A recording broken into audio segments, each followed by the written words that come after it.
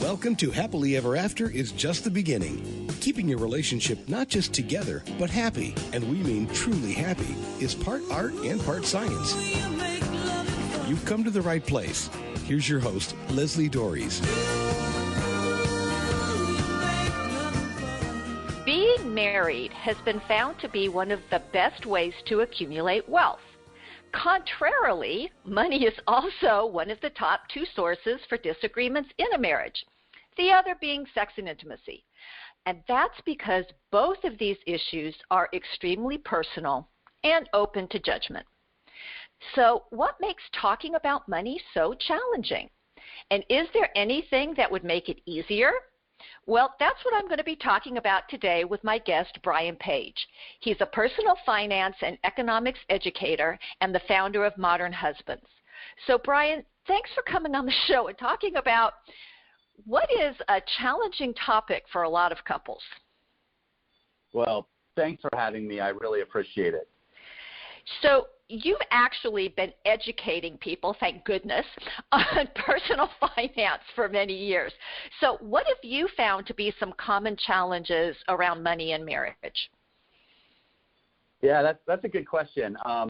And I'm actually going to lean on the research here because that obviously takes into consideration many more people. And sure. You tend to find a few things that really stick out, and those are the few things that I find myself as well. And the first being just failure to communicate, right? And I think that yes, as my listeners will tell you, I talk about communication all the time. At least, guys, I'm not talking about communication today directly. I was going to say that's probably a pattern that you see in all types of topics in marriage. But yeah, it's money. Money comes with money comes strong emotions for some, and those emotions could be negative. They could be positive. They could be things like fear or shame that prevents you from talking about money. It could be just the lack of understanding, and those emotions are really what drives folks from failing to communicate about money, right? And obviously, not understanding money itself is a big problem. So much of the country failed to teach personal finance in schools. Now that's changing, fortunately. There's strong to change that. But for people our age, it just wasn't the case in high school. It's not like you took a class in it, and if you did, you probably didn't take a class in how to manage money with a partner, right? That's a whole different element. Like personal finance, personal. But boy, now you bring in somebody else, it makes it even tougher. So failing to communicate is certainly the top issue. The second would be that we all have our own relationships with money, and those relationships, sometimes they're referred to as money scripts or money stories. Those are relationships that are rooted pretty strongly in our upbringing. Right. And, when you have one person who grew up in an environment where perhaps there was financial trauma, the big T trauma, like parents constantly had to move because they were being evicted, or, the lights went out and they couldn't pay utility bills, whatever it may be. With that becomes some pretty complicated emotions that make managing money difficult. But it could also be just the cultural understanding that folks have with money, and maybe the discrepancies that those cultural understandings create with your partner.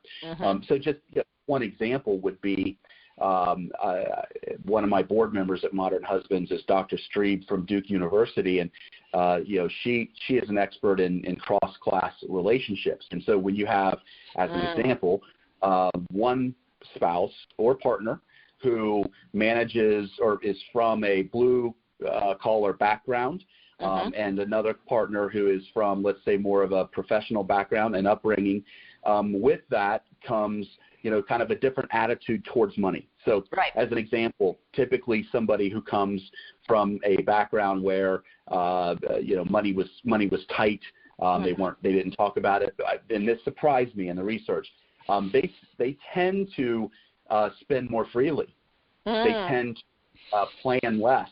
Right. And one of the theories is that because they grew up in an environment where money was tight and they didn't talk about money very often, and they just want to take advantage of what they have while they have it.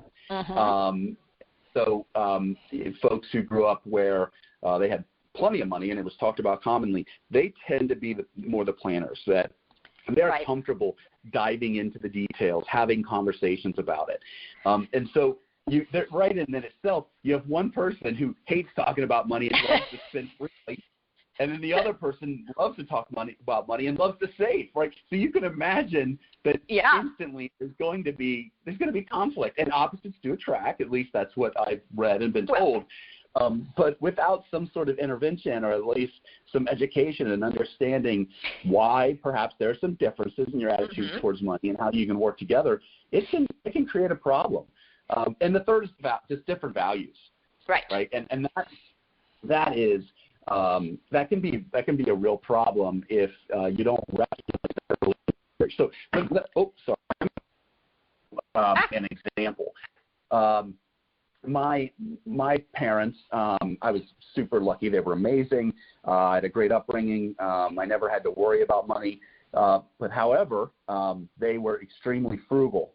Frugal. When I say frugal, I mean like our living room furniture was taken out of my grandparents' house after it was leveled in a tornado, and my couch under the cushions had a piece of plywood because the springs were gone.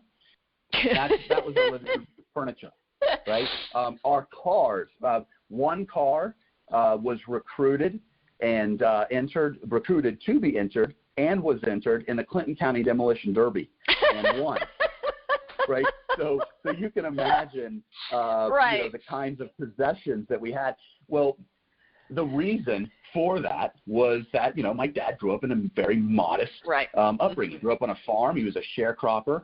And, he had to, in order to afford college, he had to live in a railroad car and work on the railroad, right? So, my parents both had good jobs. But my dad had rental properties, but we still lived that way, right? So you guys were like the prototypical, the millionaire next door, right? Where people are wearing frayed shirts, and their cars are 20 years old, and but they've got it in the bank. Well, I mean, and they've got it in the bank. Yeah. I mean, and that's such an important thing because it's interesting because North Carolina did pass a financial literacy. Piece that now it has to be taught. I'm working for, so where's the relationship 101 class that everybody needs to take? But because it's just people don't understand how money works, and like you're talking about, you have these different experiences, which that's what I talk about being a challenge for marriage is you're two different people. Now what? I mean, it's like, because it's not just, it's not money, but you're talking about, values, what kind of lifestyle do we want to lead? What did we experience? And, people, I think when it's said out loud, people go, oh, yeah, that makes sense. But on a day-to-day basis, it's like background noise. It's like, oh, why is my partner doing this, right? So what are you actually help couples and individuals in general understand money. So what is it that you wished that couples either contemplating marriage or maybe they're already engaged knew about managing their money at this stage? Because in many cases in this day and age, these couples are living together. They may actually have bought a house together, but they're not yet legally joined. So what is it that they need to know? Well, actually, I'll just start with your values. Because that ultimately determines the direction of a lot of spending preferences. And like I was saying with my upbringing, I had that extreme. Well, my wife's was the opposite, where her parents were everyday folks, and they lived in a nice house, a nice car, but like most of America, they didn't save a bunch, and so they drove the nice car. And so imagine this: you have one person who grew up in this, extremely frugal environment, and that's what they know. Right. And you have another person who grew up in an environment that's probably more resemblant of America. and they always had nice cars and nice stuff. Now you think about the daily decisions that you each make and how different they are, particularly when you first start out in life, because maybe a lot of your listeners started out in life with a lot of money. That was not our case in our marriage, and so when you start out, you've got to really have a plan for every penny, because in most instances you don't have a lot of discretionary income to play with. Right. And if you have one person who wants to spend $40,000 on a car and another person that's fine with a bicycle, you have a big problem. So when you're contemplating marriage or you're engaged, you need to understand what are the things that are most important to each of you, right? For some people, it could be a future child's education. It could be experiences. It could be philanthropy. It could be a nice house, safety. It could be a nice car. I mean, what are the things that really make you happy? And if there's a really big discrepancy there, then you have to reconcile that, whether it's through conversations, and if those don't work, seek professional help. Like, seek the help of a financial therapist before you tie the knot, before you decide whether or not you're going to live the rest of your life together. Because if you're going to spend your whole life fighting about money, you're not going to be very you're not going to be very happy, right? Right. Well, but the other thing is, I mean, and as you're talking about this, I'm having memories of working with clients and friends and everything. It's like, and what a lot of people do now is because they're maybe living together, but they keep everything separate. And and then it's a question of how do we divide the bills. And I remember working with this one couple where his job paid more than hers. I mean, it was just it just was the way things were. And and then splitting it 50-50. It's like, well, I mean, because she's then paying much more out of her income, and we get into what's fair, and and so a lot of people just go, I don't want to talk about this. So we just leave it completely separate, but then we get married. It's like, oh my God. and I want to get into that, because that is how you split your finances is a whole different conversation, but it's an essential one to have. But there are two more things that couples really need to consider before they get married or if they're engaged. So you've got obviously your values, and then their own relationship with money, right? Because with that come all those strong emotions, and you have to work through those to have to be able to communicate. But the third, and this is very important in the 21st century, are what are the career goals that you each have? Because this is 2023, so the days are over where only the man works and brings home the bacon, and the woman stays home and takes care of the house. Those days are long and gone.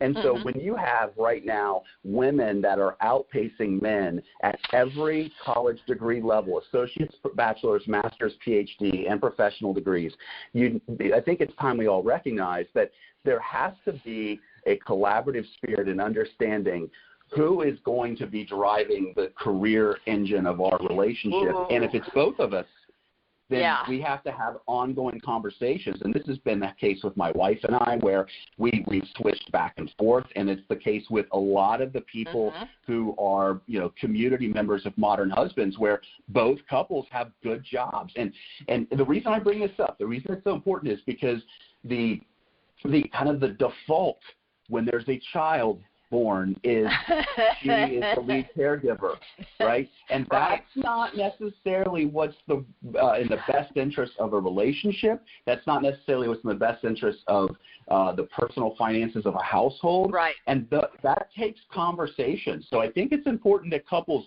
think about their career goals and how that'll impact not only their personal finances, what's going to happen when there's a child, but also where will they live?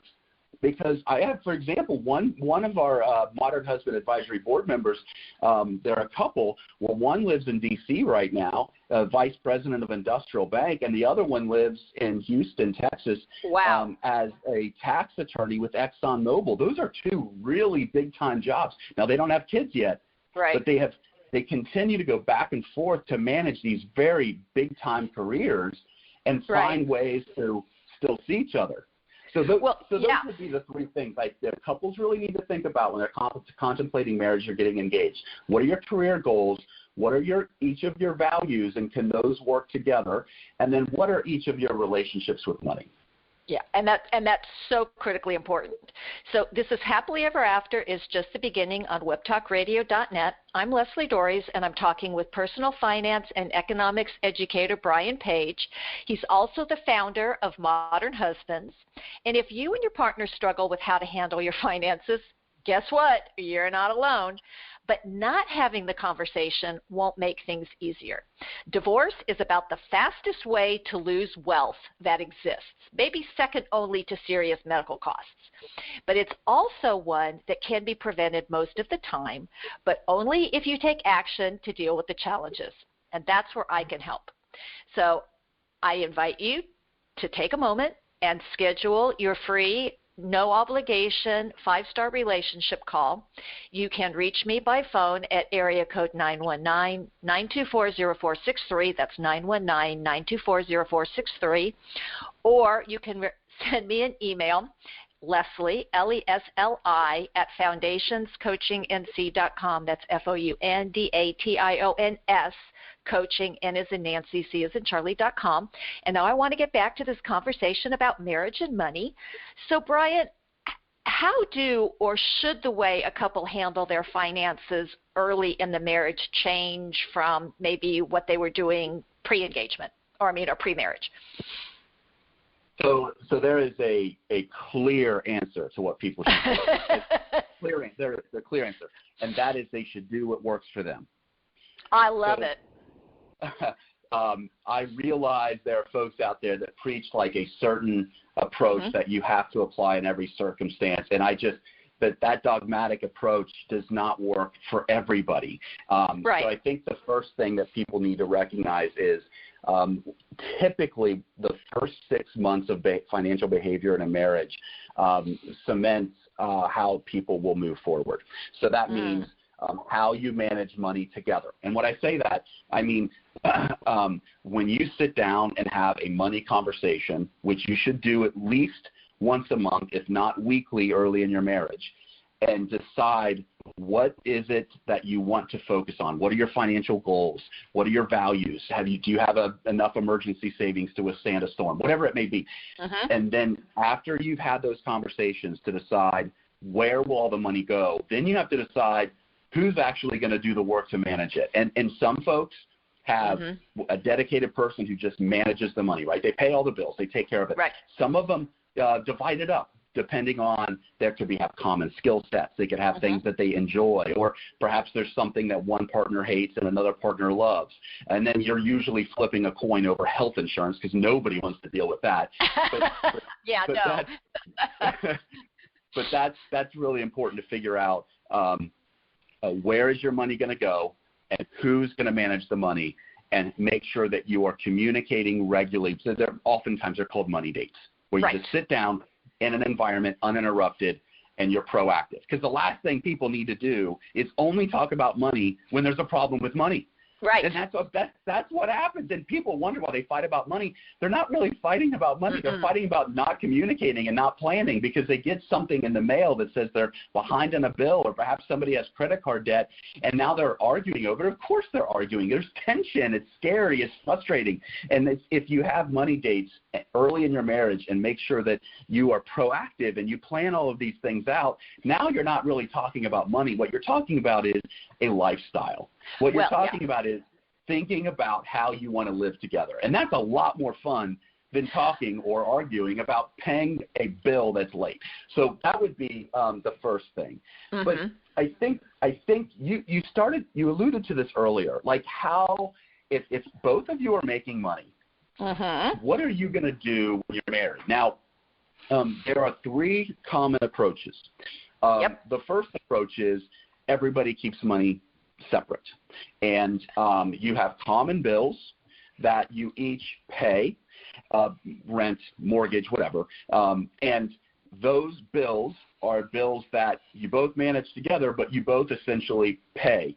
Mm-hmm. Now, how you divide that up, some couples do it as a percentage of income. You might have one person who makes way more than another, and that can help, because you don't want one person making $500,000 a year, another person making $50,000, and going splitting the bill 50-50. 50-50. Yeah. Yeah. I mean, you're going to have one person that has no money whatsoever, right? Right. So that's going to create a problem. So that's one way. Another way, which is more common, is you have 3 different accounts: yours, mine, and ours. Yours, Correct. mine, and ours. Now, that is typically, they can be broke up in many ways, particularly in blended families. So a lot of times when you're splitting your finances, what you're doing is looking at complexity and trying to simplify it in a way to make money simple for you to manage. So in many circumstances, most couples have most expenses and most of their money shared. Right. And the mine and ours could be a small slush fund, like $500 a month, that is used for surprise gifts. Or perhaps it's something that drives the other partner crazy, like my fantasy football habit, where I'm in multiple leagues, right? Right, so right. Rather than fighting about it, you just say, look, we're each going to have a few $100 a month where we don't talk about where the money's going. Right, or we do whatever we want. Yeah. Yeah, whatever we want. And still the most common is where you just put all of your money together. Right. Now, I'm not suggesting that that's the right thing to do for everybody. It's not. That's really important to reinforce. However, what the research has found is that people who blend all of their money are far less likely to divorce. So, go ahead. Yeah, and I have thoughts about that, and partially because anything for me that keeps us separate, and I joke about, once you get married, you share, what's yours is mine and mine is yours, except for our shoes and our underwear. But but that, and I do say that when I talk about everybody joining things together, because that means we see that we're in this, but there's a caveat to that I think you would agree with, meaning that both partners need to know what's going on. I've had people who said, one partner doesn't want to know anything about the money, and I'm going, you cannot abdicate out of a primary thing that's going on in marriage. So just like, well, it's too hard and I don't want to talk about it. It's like, well, first off, that's not okay, because you have responsibility. And so to just say, oh, my partner has to do it all, it's like, now you're sowing seeds of resentment. But when everything's all pooled together, you can't hide what's going on, right? No, if it's all pooled, and so that does open up the lines of communication. It also can make things a little bit challenging at the beginning. But it's kind of like when my husband and I got married. He was in grad school, so we didn't have a whole lot of money. So we had to be very, very careful about what we were doing, and we had to talk about it, right? And it's like, can we afford to do this? What kind of groceries are we going to buy? Literally down at that level, because there just wasn't a whole lot of money. But how people talk about this and the non-judgment, I think, is so critical, because when my husband and I got married, I came into the marriage with credit card debt. I worked in retail, and so I was constantly around stuff, and it wasn't a lot, and I'm not, and I really don't have the shopping gene, but when I'm literally there day to day with it in my face, it's like, okay, yeah, I got a little, and then we had to really go, oh, I can't do that anymore. So you had to be able to have these conversations without judgment, and I think is exactly the hard right. part. Yeah, that is exactly, because you so often, folks, and this is my opinion, people in our country identify value with how much is in their bank account, right. and that is, in my opinion, just the wrong way to look at the quality of a human being. Like, the character right. of a person is priceless, and so you do have to compartmentalize the person with the financial circumstance and not pass and make sure that you're giving grace and there's no shame. And otherwise, you're going to start your relationship off on the wrong foot. Right, because they're all and again, you said this, a lot of people just don't know about money, and that's not, I talk about it as ignorance in the true meaning of the word ignorance. I just don't know. Doesn't mean I can't learn, but I just don't have that knowledge, and we can all only function off of the knowledge that we have. And then if somebody is going to make me no, they can't make me feel bad. But if somebody makes comments that that hurt, then then I'm not going to be willing to share this kind of thing, and then that just puts that distance. That to me is what really creates the problems.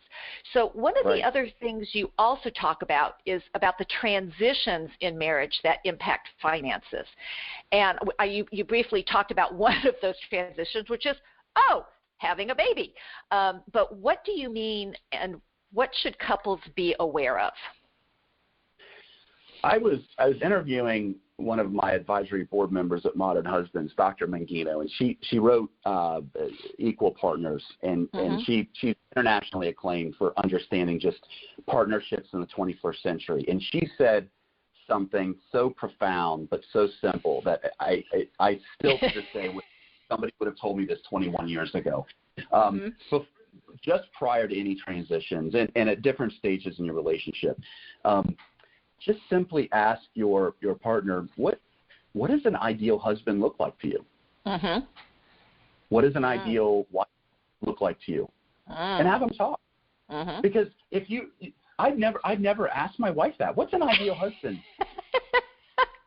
So I'm just kind of going around just making decisions and some talking, but I didn't have any idea of what her vision of a great husband was. So how am I going to be a great husband to my wife if I don't know what she thinks a great husband is? So I think the first thing is to identify with each other your vision of a great partner and have those conversations. And, the second would be, and when I say transitions, it could be transitioning from engagement to marriage, or transitioning from having no children to one child or two children. Anytime there's some sort of big change in your life. A new job. When you go and a new career. You got it. But it's always important to remember that money is only one part of the labor that's needed to manage a home. Oh, I love and that unfortunately, to this day, women continue to take on a larger burden of the division of labor at home.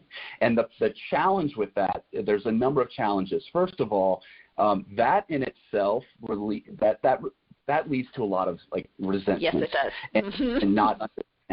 And it's that, that you could have, people have entire classes based on the psychology of that, right? Like they grew up seeing a certain thing and now they're modeling it even though it doesn't make sense. Right. And so the reason I share this is because in the 21st century, both partners, majority of homes, both partners work.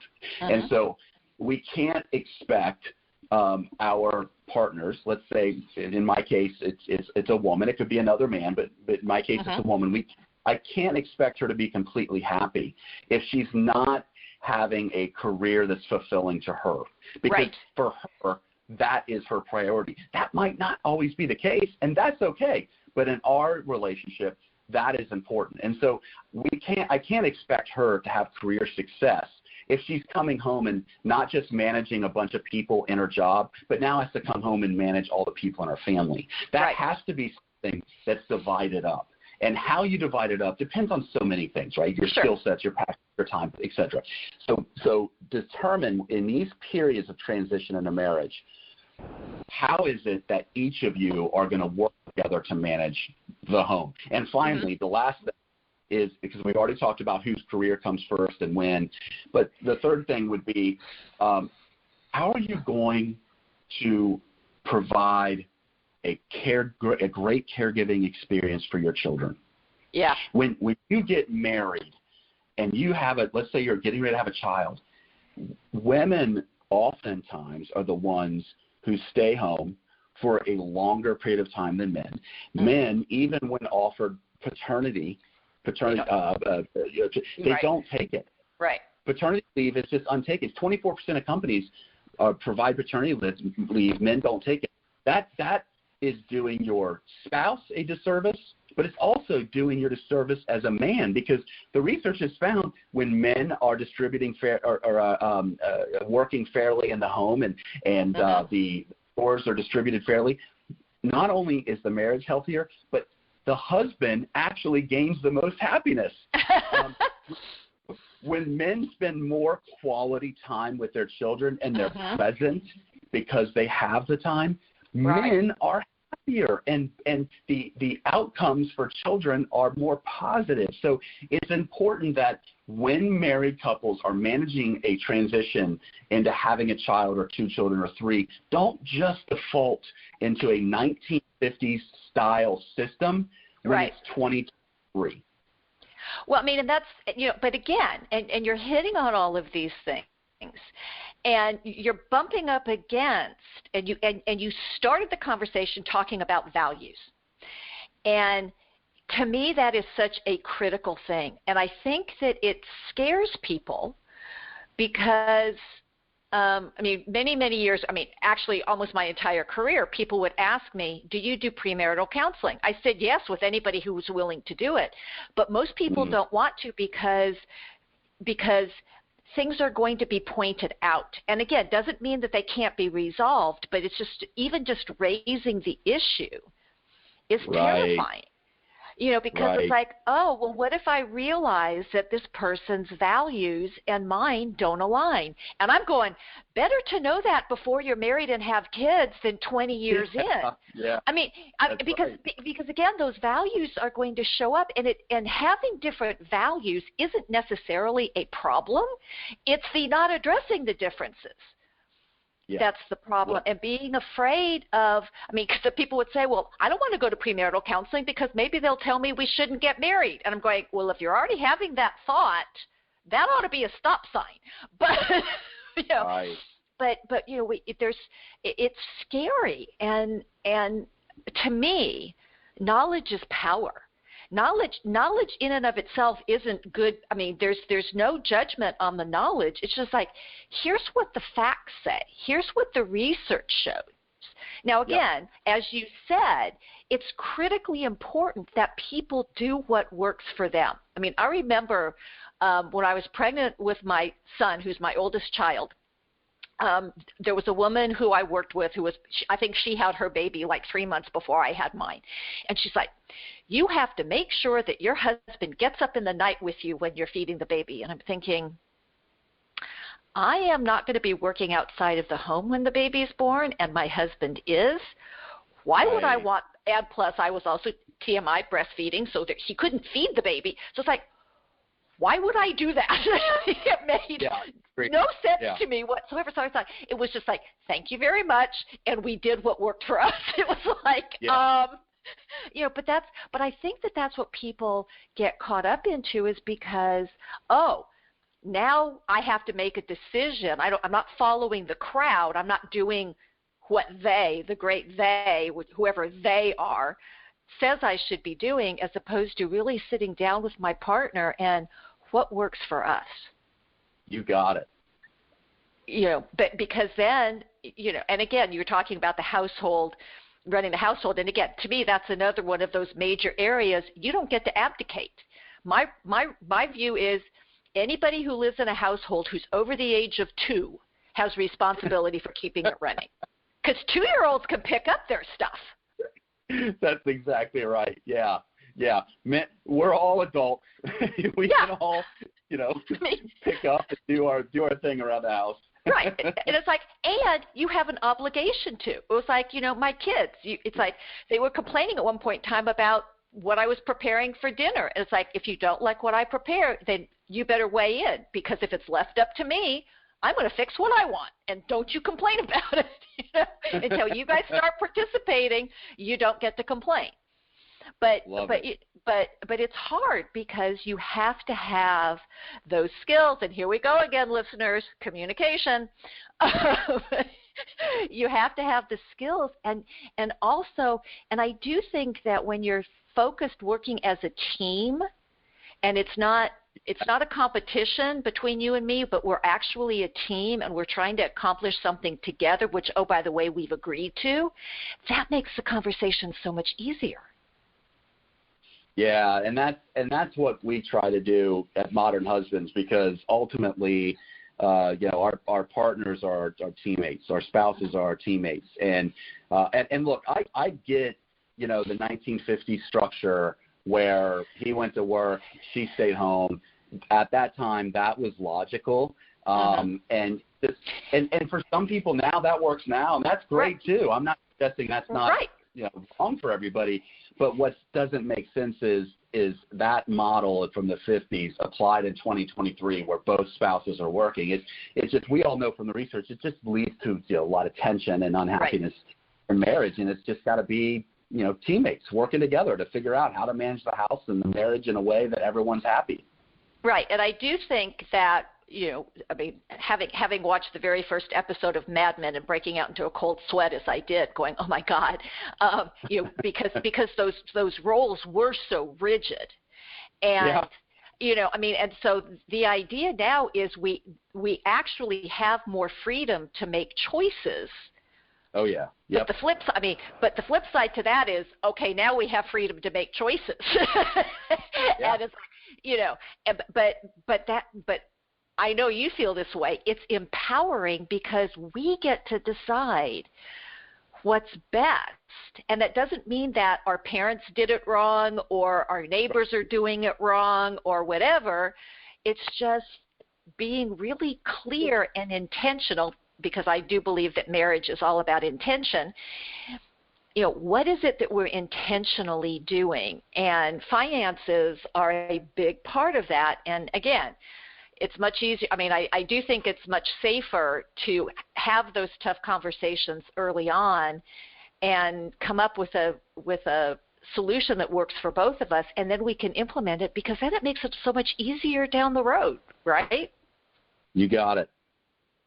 So, Brian, can you share, because I know you said something, we've been talking about Modern Husbands, and can you share some more information about Modern Husbands, what you do, how people can learn more about managing their finances in a healthier way?